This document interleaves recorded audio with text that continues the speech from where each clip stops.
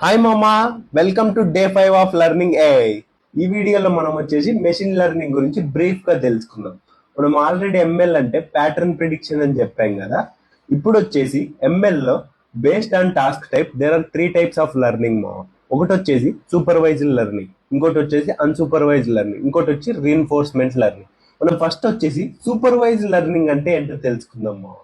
Supervise learning అంటే ఏం లేదు, ఇందులో డేటా వచ్చేసి లేబుల్ డేటా ఉంటది. లేబుల్ డేటా అంటే ఇన్పుట్ అవుట్పుట్ పేర్స్ ఉంటాయి. సో మనం వచ్చేసి ఈ ఇన్పుట్ అవుట్పుట్ పేర్స్ తో ఒక మోడల్ ట్రైన్ చేసి నెక్స్ట్ వచ్చేసి మనకు ఓన్లీ ఇన్పుట్ ఒక్కటే ఉంటది.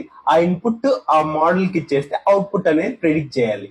సో నీకు ఒక ఎగ్జాంపుల్ తో ఎక్స్ప్లెయిన్ చేస్తా చూడు. ఇప్పుడు ఇక్కడ టేబుల్ ఉంది కదా, టేబుల్లో హైట్ వెయిట్ ఉంది.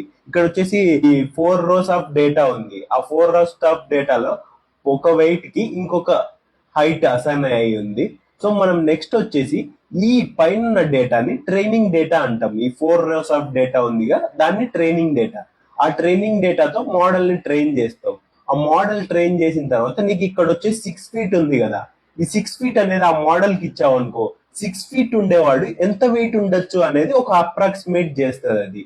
సో ఇది మామ సూపర్వైజ్డ్ లెర్నింగ్ అంటే. నెక్స్ట్ వచ్చేసి మనం అన్సూపర్వైజ్డ్ లెర్నింగ్ అంటే ఏంటో తెలుసుకుందాం మామ.